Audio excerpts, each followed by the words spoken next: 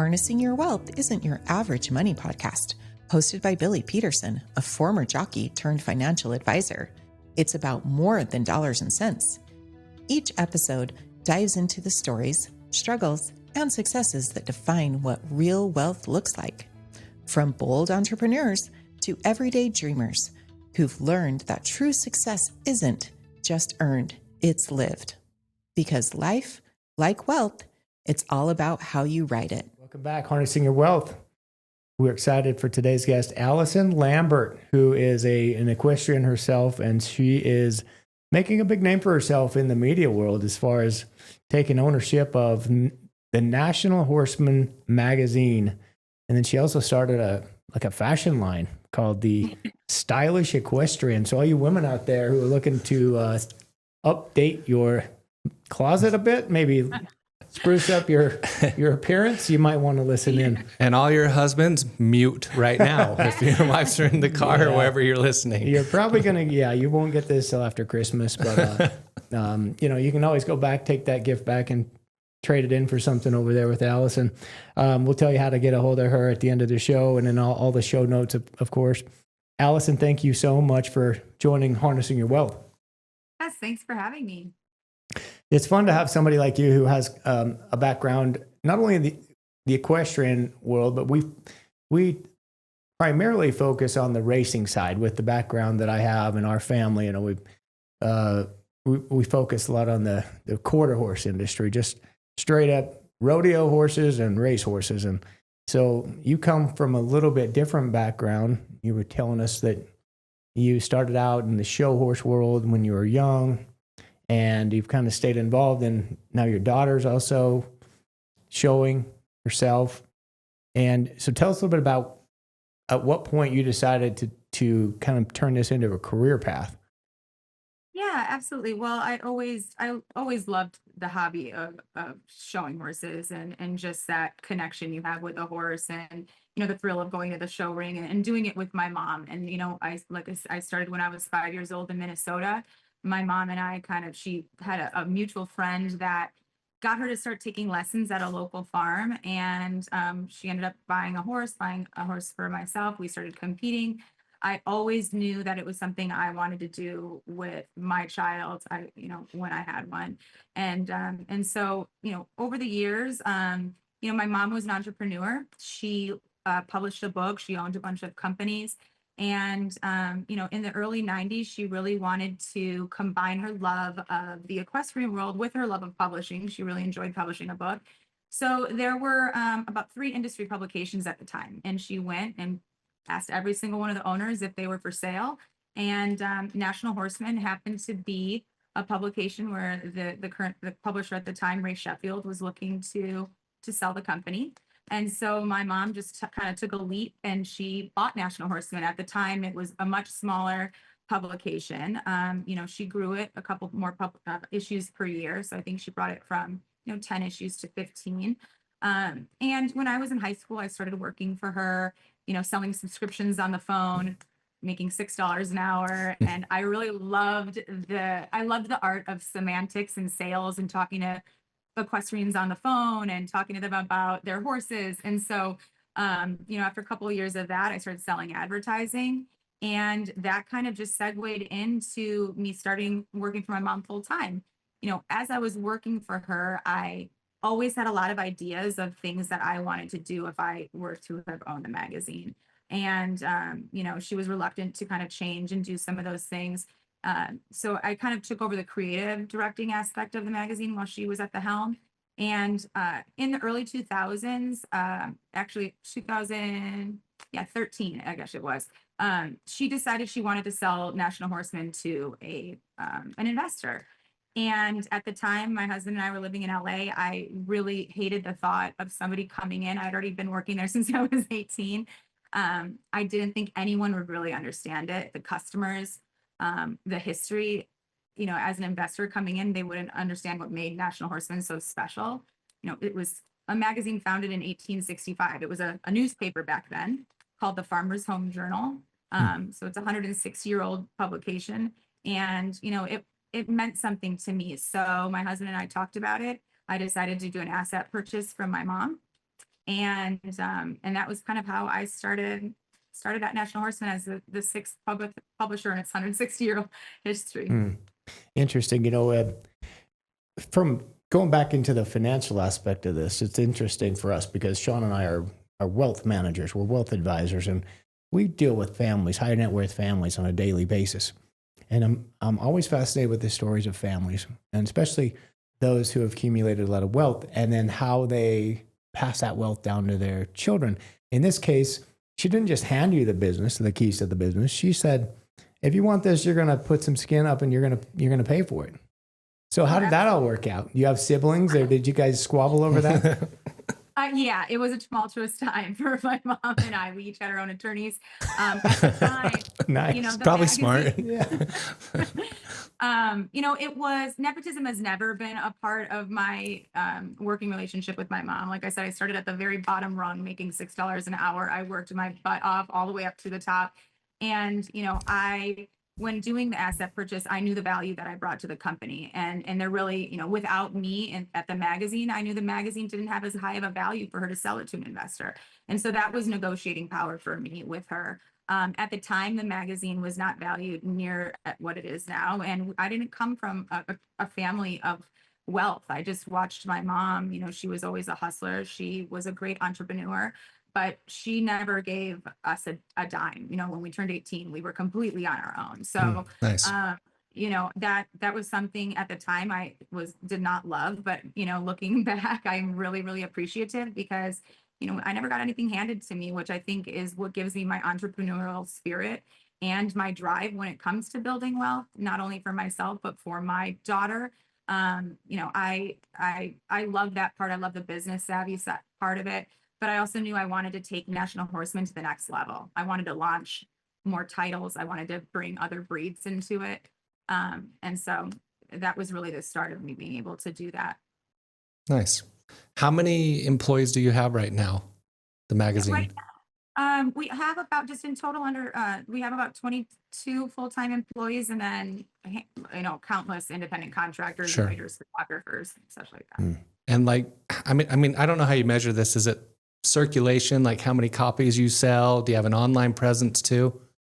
Yeah, absolutely. I think, back when I first took over, really all we had was print. I mean, I was the first publication in our industry to start a Facebook page, an Instagram page, to really start building a digital presence. I think National Horseman, as far as the small industry we're a part of, which is the saddlebred, Morgan, Arabian industry, we have one of the largest online presences of any of our competitors.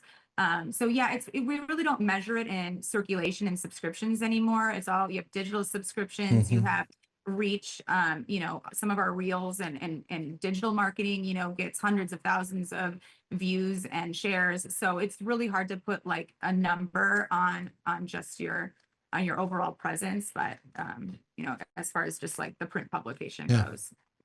The primary source of income for you is the advertising? That's right. Right. So stallion farms, or what is the primary kind of aspect of the advertiser? Yeah, absolutely. I mean, it's pretty multifaceted. Right now, we're working on our breeder's guide. We're the only publication in history to ever put all the trotting breeds, which are Arabian, Morgans, American saddlebreds, Hackneys, Friesians, all into one breeder's guide. And so we, that's obviously stallions, breeding farms, they all advertising that. But our industry is a vanity sport. So when people are competing and they do well or they win a class, they want to promote, they're a brand, really. Them and their horse are a brand, and they want to get that word out of them winning to, judges and spectators before the next show that they head out to. So they really run ads for their own horses as well, which is the primarily source of our advertising. And then we also have corporate on top of that. Also, too, like we just did, for the year end, customers like to do special thank yous to their trainer. Trainers like to thank their customers for a great season. So those are sources of advertising as well. But we do, horse shows, events across the country advertise to promote their shows that are coming up. We do a whole issue that's dedicated to kids, at 17 and under, are called junior exhibitors in our sport. And so we do a whole entire, our March issue is dedicated to them. So we do interviews with the kids. They place, photos. So those are ads as well. And so parents like to promote them before show season starts. In 1865, it started out as a newspaper. It was called the Farmer's Home Journal, and it really is geared more towards the farming industry. Back in the day, I mean, the ads that went in those publications, and we have them in our archives, which are really fun to go look at. But bustles on the backs of the dresses of the women in the 1800s, and plows for your horses to be in the fields, everything like that. And so over the years, the early 1900s, we really started transitioning to the show horse industry, the American saddlebreds in particular. And so I believe it was in the 1920s, the Farmer's Home Journal, we switched its name to National Horseman, and it became more of a magazine at that time. It wasn't kind of the glossy magazines you see today, but over the years, as printing progressed and became a little bit more prevalent, it became more of a standard magazine and became monthly. And then when my mom took over, she was the 5th publisher in its history since 1865. She kind of put a little bit more fun spin on it. She added some additional issues during like the busy summer season. She came out twice a month. And then, it kind of, when I took over, it grew from there. So just bringing in new ideas. That's what I wanted to hone in on is a little bit is you guys added elements to the magazine that had already been established for decades, but you added your own kind of feel to it.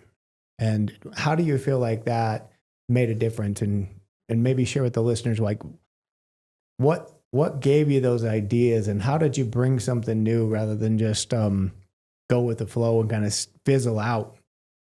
Yeah. I think people think horse magazine and it has to have a certain look. It's, Western or whatnot. To me, I always loved fashion. I always loved, Vogue and Elle magazine and all of those. And as I was working for my mom, I never understood why we couldn't take that concept of a luxury lifestyle magazine and incorporate it into the equestrian world. Horse people, they all, they love traveling, they love shopping, especially from the upper echelon levels, the hunter jumpers, these people are all, they all enjoy the same things. If there's stores at the horse shows, they're all shopping at them. So I didn't understand why we couldn't do city guides and recipes and fashion and lifestyle section. And so my goal when doing the asset purchase and buying the National Horseman name, I really formed my own company. I bought, the name National Horseman and kind of started my own thing. I said, I'm going to make this into the Vogue of the horse world. Just because it's a horse magazine doesn't mean it can't be top-notch luxury. And I really, if you ask anybody in our industry, that's what they will tell you. National Horseman is a coffee table book. It is known for its luxury print, its paper quality, just the design level, the way every single page, I pour my heart into every page of the magazine because I want it to look like a high-end fashion magazine. And so that really was able, that we were able to kind of forge our own path in that realm. Nobody had ever really done anything like that. And that really was a passion of mine. I loved kind of mixing those two worlds, and our customers really responded to that as well. I'm interested in the business side. I thought you were going to be interested in the shopping side. Sean likes the shopping side. No. I like the money side. I want to know dollars and cents. What skills did you bring to the table to know, putting a lot of new ideas here, but also we have to look at the bottom line. You're expanding, you're probably increasing quality. The costs are going up. How did you offset that with additional revenue sources to make sure that you're staying in the black and you're not dripping off into red and losing money in the business? Well, I have always been a numbers person. I've always been somebody that loved finances. And I'm also very, I like spending money, but I don't like wasting it. So, for me, studying the P&Ls and really looking at the comparative cost analysis, like from year to year, from month to month, from issue to issue, was something I loved. I love studying and finding the differences between those things at the expenses, the printing costs, travel costs. When I bought the publication from my mom, I started with literally $0 in the bank. I went to my first horse show, sold enough ads to give a little bit of a nest egg, and I really just kept costs down at the beginning, as from not with the print quality or anything like that, but from little things. We cut costs on traveling and how how we were able to do that. Over the years, I've never taken an investor. I've never taken a dime from a single person. It's all self-made. And that's something that I'm really, really proud of. And I love building on that. And when I see kind of, because the horse world is cyclical, and, we have our, kind of our downtime in the winter when there's no shows going on, that really I always had a lot of anxiety after that last horse show in November going into March. Those months, like trying to figure out how to generate revenue when horse shows weren't going on was something that was always a challenge. But which was also one of the reasons that it gave me my idea and desire to launch my retail brand, Stylish Equestrian, just to compensate for those months where the revenue wasn't super, super high. I like what she said there. I like to spend money, but not waste money. I'm gonna go with that. We should put that on the board out front. You walk in. This is our new motto. So in the magazine, it's not just all horse stuff. You said there's like lifestyle pieces, recipes, fashion, all that is in there. Yeah, we do that. I like to tell the stories about the people behind the horses. I mean, the horses are always going to take center stage in the magazine. They're the star of the show. But to me, this is such a multi-dimensional, multifaceted industry with Fortune 500 company owners. We have the owner of Dell Compute, Michael Dell, his daughter is huge in it. We have, the largest shareholder of the Dow Jones. I mean, it is such a melting pot of the most interesting, amazing people. And I really like to get to know those people and tell their stories behind the horses. In addition, so the lifestyle aspect of it is definitely the smaller aspect of the magazine. But we're doing 23 issues a year, coffee table books. Every 2 weeks, we're really coming out between National Horseman Arabian and National Horseman. Some of the issues are up to 500 pages or more a piece. So to kind of be pumping out that level of quality in a coffee table book that fast, is really unheard of, but something we have really found a niche in. It's cool. It's really cool. And to see that you guys are continuing to adapt. But we've always said this about our clients is to connect. This is a relationship business, and people have, they have their things that they're proud of and that they really want to talk about. They don't want to talk about the money all the time. They want to talk about what's important to them, their kids, their passions, their hobbies, their dogs, their horses. And, we find that the horse people, they kind of flock together. You've been saying that throughout this show, is they kind of spend time together. They kind of, it's the whole little world in itself. And we go to all these horse sales and these events, and some really, really great people. They're high net worth primarily. That's one of the traits.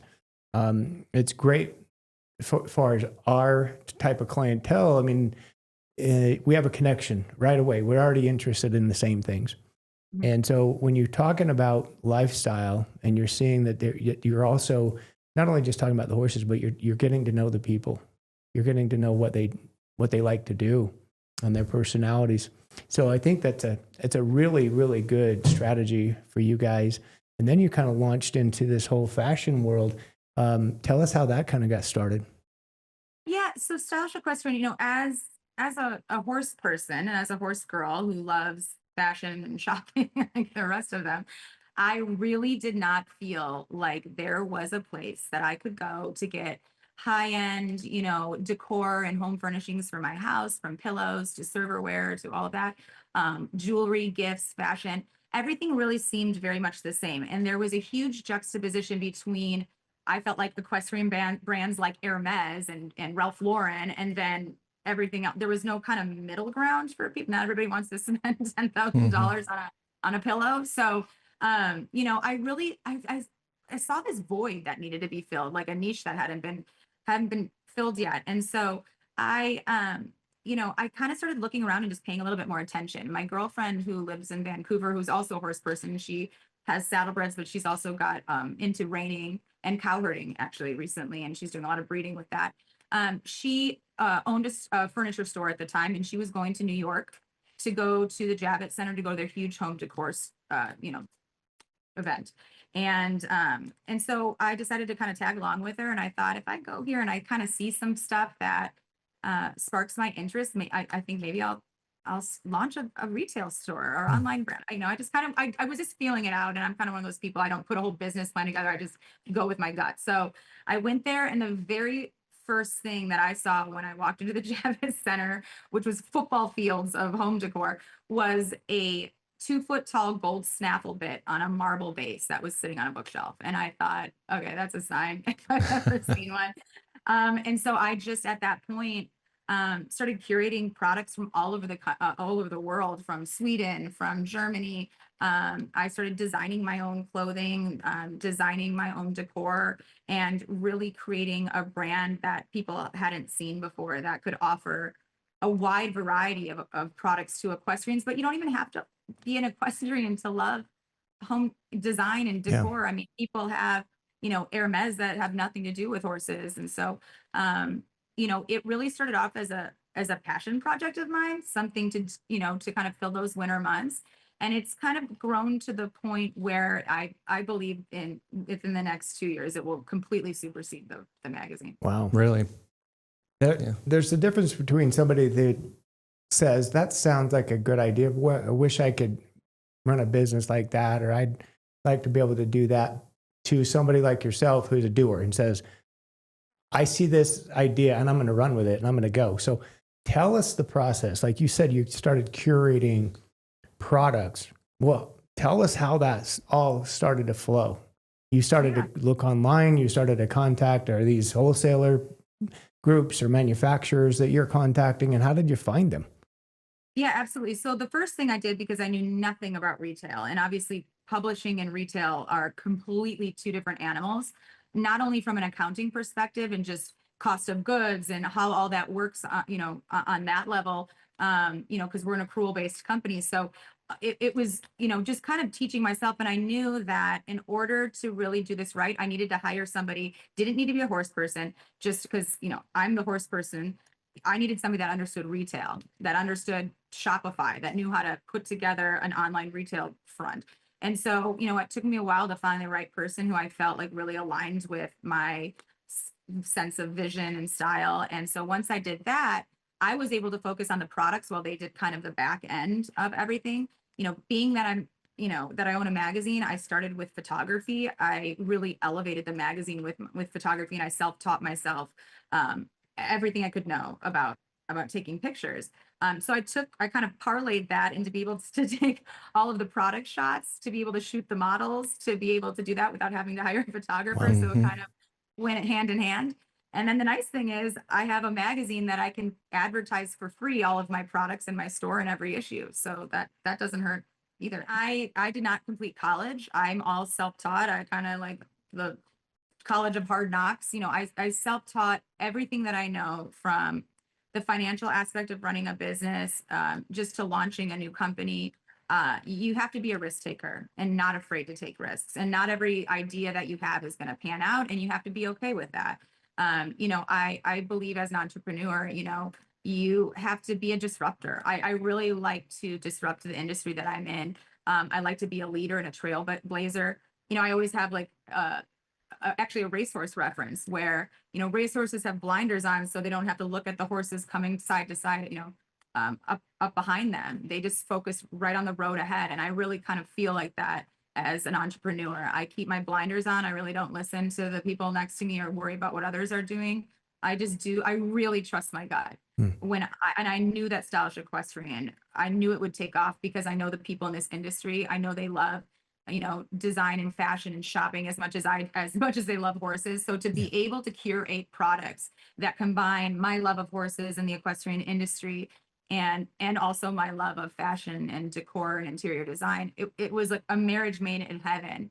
And because branding and design has always been a huge passion of mine with the magazine, I was able to take that love of branding and kind of create my own storefront with it, which was really, really fun. But I feel like for people out there, that have an idea, the best thing to do is just really listen to your gut, because 99 times 90 out of 100, your gut is not going to steer you wrong. Mm-hmm. I like what you said earlier. You didn't have a business plan. You just dove in and figured it out. And I think a lot of times if you have too much planning in place, you don't adjust and you just think, oh, it needs to go by the plan. But we all know it never goes too perfect. Yeah, you try to be, you just got to, and sometimes I laugh because around the office, everyone here wants to have a plan. Yeah. Especially. I'm the guy that says, yeah, he's ready, the disruptor. Shoot, aim, yeah. I don't wait. And we all go around it and figure it out. Wait a minute, now he can't do that. Tell him to slow down. We're not going there. We're not changing that again. We already did that. We're going to change it again. Oh boy. How did you figure out price points, or did you ever feel like you were off target on some of the things, with pricing? And tell us how that all looks with not only your magazine, but your fashion materials. Yeah, I mean, they're both so very different. So with the magazine, I never want to sacrifice the quality of our print and the standard that I hold very important for cost. So, after COVID around 2020, I mean, printing costs have increased about 17 times since then. Wow. Just in between 2021 and 2022, paper increased 20%. So I never wanted to raise those rates on my advertisers because it's important in an industry like ours to stay competitive with the other publications, even if they're not using the same paper as you are. Even, people, some people care more about cost. And, one of our biggest competitors is a newspaper. And so for me to try to stay competitive in pricing, while not sacrificing the level of quality that makes National Horseman what it is, was a hard thing to navigate. But, I care about the poundage of paper that we use. We use 80-pound paper, which is really thick. I care about the cover stock that I use. I don't want to be able to a flimsy magazine. The quality of the print and the ink are all very important to me as well. So in order to subsidize those increasing costs since 2020 without, putting those costs on our advertisers, I just kind of use that to innovate different ways to generate revenue that didn't incorporate print. So I kind of scaled our online presence. I started selling video marketing, online digital marketing, social media advertising, and in a way to kind of generate revenue to make up for the print costs without having to sacrifice that quality. Mm. What about with your jewelry? You're dealing with the price increases in the metals. We really sticked to a percentage standard, so we try to stick to a 60% ratio there when it comes cost of goods to retail price. I see. A lot of times I'll go under that if I feel like something, might be a little bit too high for what it is, but I am a professional shopper. So I can really look at something and price it pretty well. A lot of people in our industry have, called me, and I've gotten so many comments because we have such a wide array of prices. We have jewelry, for kids or, gifts that, is under $20, and we have it all the way up to the, few $100 range. We really have something for everyone. And that's something that's really important to me. Not everybody wants to spend a ton of money, there's a lot of little kids in this industry that want little, best barn friend bracelets and fun things like that. So, really finding manufacturers, that's been something that I've had to learn how to navigate. You kind of when you start a retail store, you buy sweatshirts online, you get them printed, private labeled. So your costs are very high. And as you kind of grow and you figure it out, you can do higher MOQs instead of, only doing 10 units at a time. Now we can do a couple hundred units at a time. It does allow me a little bit more creative freedom as far as pricing goes. Mm. With regard to your whole presence, you don't have physical brick and mortar stores, right? So you're online. So our online, we do pop-up. Actually, I don't know if you guys can, but we have a huge 35-foot trailer that does pop-up events all over the country at shows. Oh, okay. So we do usually have a 300 square foot booth space.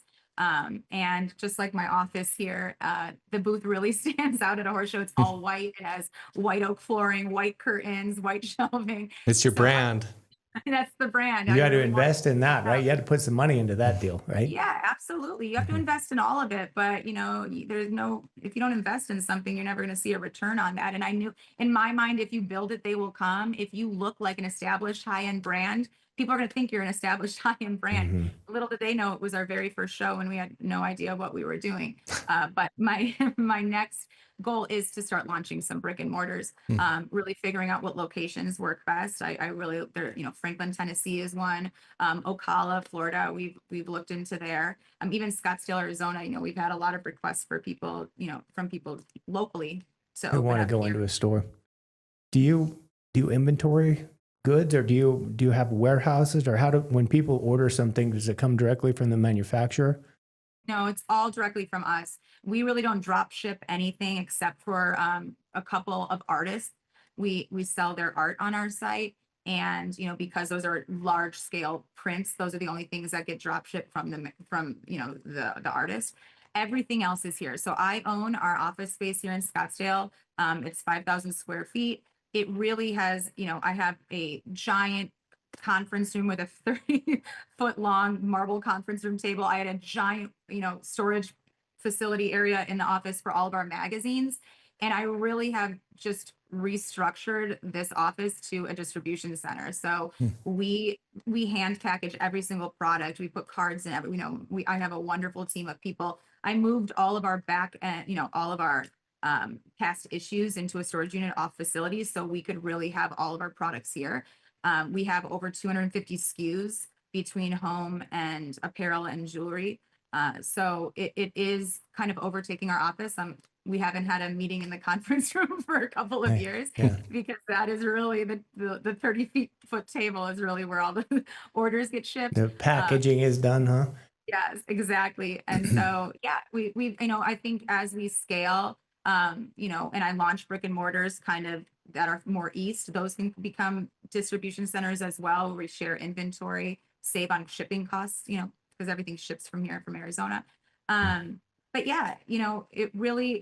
it's something I really learn as I go. If you try to put a big plan together and you try to learn it all before you get started, you're never going to get started. And that's just a fact. I feel like the best way to learn is by doing, and so that's kind of what we've done. And I'm really lucky to have amazing team members behind me that help bring my vision to life. It's so critical when you're a business owner. How do you feel like you treat your employees in order to attract and retain those key employees? I really do everything I can for my employees. As far as financially, health insurance, I have matching 401k for my employees, which is really important as well. But I also like to reward them. So for instance, 2 years ago, my sales team met their goal. I took them all to Cabo San Lucas and we had a weekend, in Cabo together. What happens there stays there, so I can't really divulge too much about it. Sean lives on that mantra. He says happens in Vegas, stays in Vegas. That's mine. Places, like 20 or 30 different locations that have that same kind of tagline. Sorry if you're watching this, Kate, but Funny. Yeah. Well, that's it's something we hear all the time as far as quality businesses treat their employees, very well. Their customers understand, and their employees treat the customers. So it's kind of like it's a chain effect. Mm-hmm. How you treat your employees is how the employees treat your clients and customers. Absolutely. That's very, very true. I couldn't be doing any of this without my team. I mean, I'm only one person, and there's a lot of things they do that I could never do. And, I always think you need to surround yourself with really like-minded creative people and people that know more than you do. Yeah. Otherwise, you're not really getting anywhere. So I'm really, really lucky and blessed to have, the amazing team that I do. And therefore I do whatever I can for them. Mm-hmm. Personally, do you feel like you're satisfied with where you're at personally, professionally? Or are you really just trying to climb that mountain still? I always had this 2-year goal. So like after I bought National Horseman, I had a 2-year goal to launch National Horseman Arabian. I saw that industry really didn't have anything like what we were doing for National Horseman. And so 2 years after I bought the magazine, I launched that. And then 2 years after that, I launched Stylish Equestrian. I've kind of put a little bit of a halt on launching more things. I don't necessarily want to start another magazine or, start another business. I really would just like to continue scaling the one I have. But I don't think entrepreneurs are really ever satisfied. To me, I'm not doing this because, I'm trying to get rich. I mean, that's really not what drives me. Money does not drive me. It's the creative aspect of everything that I do. It's being innovative, doing things that haven't been done, creating a lane, and also, being a female entrepreneur, giving the next generation of equestrians and horse girls like my daughter someone to really look up to. And I hope to be remembered for that. Mm-hmm. Mentioned your daughter. I'm interested to know, are you raising her differently than your mother raised you in any way, shape, or form? I think so. I think there's a lot of similarities. I mean, I took away a lot of wonderful things that my mom taught me. I also had a brother. My daughter is an only child, but man, she is 100 times better than I ever was as a kid. She is just the kindest, most incredible human being that you'd ever meet. She's just selfless. She doesn't do what all the kids do at school. She doesn't drink. She doesn't smoke. She kind of is very strong in that way. So I'm so proud of her. I definitely think that I'm a lot more hands-on at her age right now. She's going to college than my mom was at that age. But we're very, very close. And, although there are maybe some differences, most of the things that I know, I've learned from my mom. So. It's Cool. Is your daughter planning on following you into this business? Honestly, I kind of don't want her to in a weird way. It's here if she wants it. It always will be. But, it's not for the faint of heart. Obviously, it comes with its challenges. It's time consuming. There's a lot of traveling, there's a lot of times you can't, enjoy what, being with friends or family, on a weekend, especially during the summer when it's horse show season. But, I would love for her to do what she's passionate about. That's really, really what I want her to do. And so she's actually studying criminal psychology right now. That's what she's passionate about. That's what she's going to major in, and minor in business. So CSI, right? There you go. That's a big field. Right? yeah, It's always interesting. exactly. Solve those crimes and know where they're coming from. There's a lot of crime in the world. I mean, we need a lot of those. Well, there's murder documentaries all over on Netflix. So got 'em Oh, yeah. doing it. there's definitely, people want to get into that. That's cool. Yeah, Well- but she does. She'll take some pictures at horse shows for me. I've taught her how to use a camera. She likes standing at the outgate and capturing moments for people. She has, given some interest in working next summer when she transitions into college, just to see how she likes it. She's a beautiful writer. So I'm going to give her some writing assignments this year. But, I don't ever want her to feel like she has to do this. It will always be here to fall back on. As long as she just follows what she's passionate about. That's really all I could ask. Mm-hmm.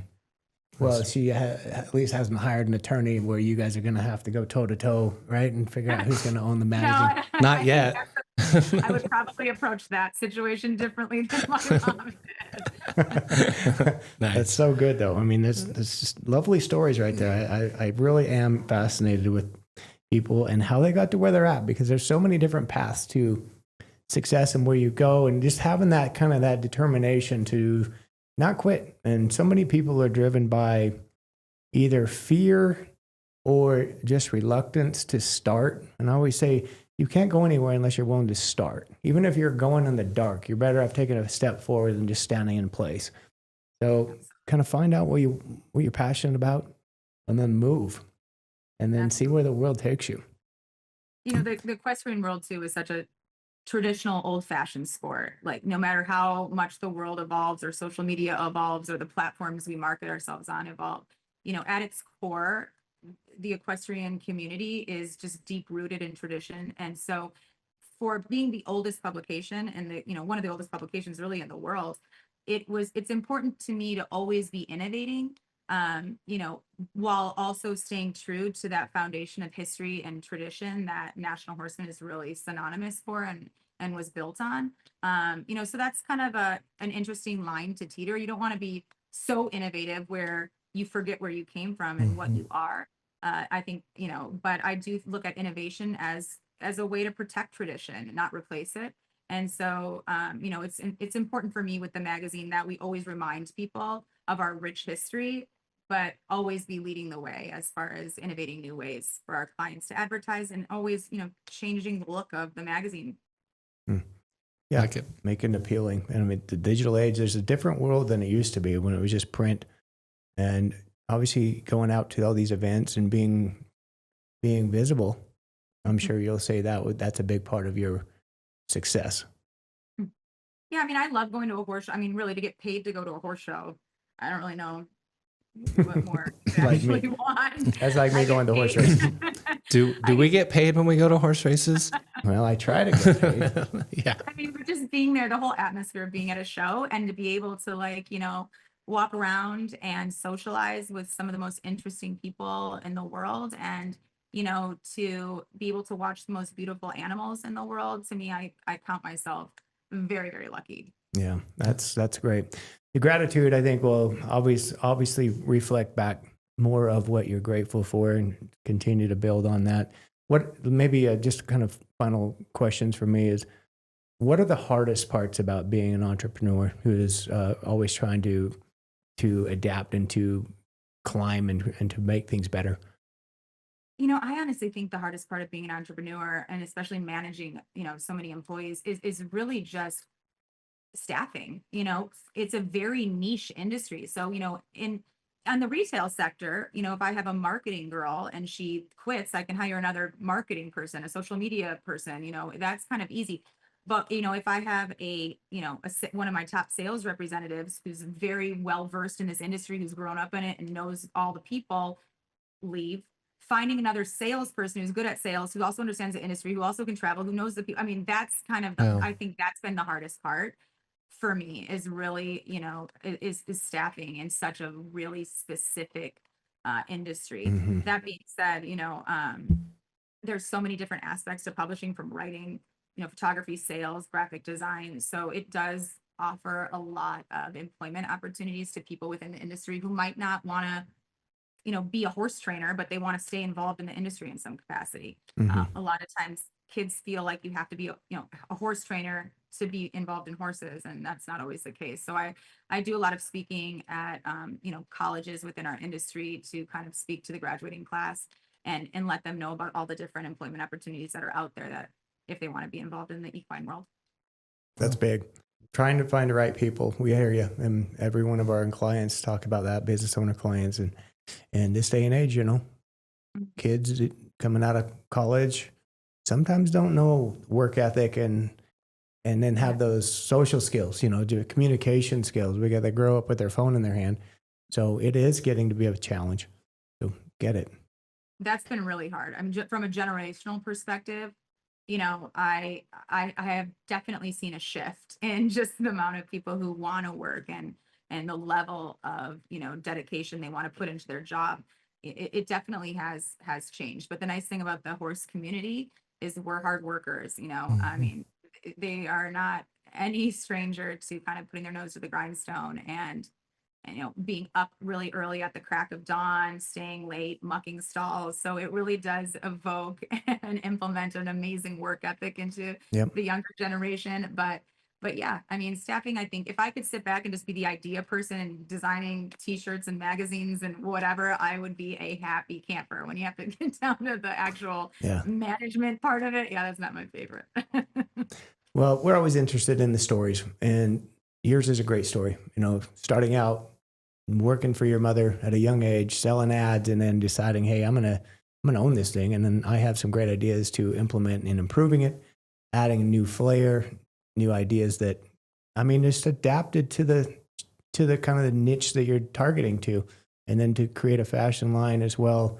So, I'm impressed, and I think our listeners will be too. Mm-hmm. And so you see, us racehorse people can reach across the aisle to the show horse people, and we can say, hey, impressive job. And you did an amazing thing. And I want all of our listeners to know that maybe they ought to take a look at the National Horseman. Throw that on the coffee table. Yeah. That would be great. Yeah. StylishEquestrian.com. Come visit and look at our calendar for any local events near you that we might have a pop-up at. But yeah. Awesome. I'm really honored to be here and chat with you guys. And we have a lot of racehorse people in our sport as well. So I'm sure there's always a crossover. Yeah. Well, yes, we're probably going to have to meet you at someday at one of these events. Maybe we'll invite you to a race and you can invite us to a horse show. So I would love it. You'll see me at the Kentucky Derby next year. I'll be there. Okay, with your big hat. I've never been. That's on the list, so Okay. let's mint do it. julep. You've got to be trained to drink mint juleps. I don't know if you are That's yet. not a problem. Been to the Derby? What? I know. It's wild. We've been to a lot of them, but I've not. Have you been to that one? Yeah. Oh, yeah. Of course. I got to go. I would hope. Yeah. Awesome, Allison. Well, thank you so much for taking some time to join us on Harnessing Your Wealth. All you listeners, check the show notes. You'll be able to find her website and find out how to maybe subscribe or order some issues of National Horseman. Get involved with what she's doing with the fashion trends. Stay up to date. Obviously, she knows what she's doing. I mean, take a look at that necklace she's wearing. She's got it. She's displaying it for you right now. Beautiful stuff. Very nice. Thanks so much, Allison. Thank you guys so much for having me. I appreciate it. Absolutely. Thank you. Thank you for listening. For more information about today's show, please check out the show notes. Visit our website at www.petersonws.com or give us a call at 801-475-4002. Peterson Wealth Services is a registered investment advisor. This is a paid-for advertisement. Information presented on this program is believed to be factual and up-to-date, but we do not guarantee its accuracy, and it should not be regarded as a complete analysis of the subjects discussed. Discussions and answers to questions do not involve the rendering of a personalized investment advice, but are limited to the dissemination of general information. A professional advisor should be consulted before implementing any of the options presented. Peterson Wealth Services.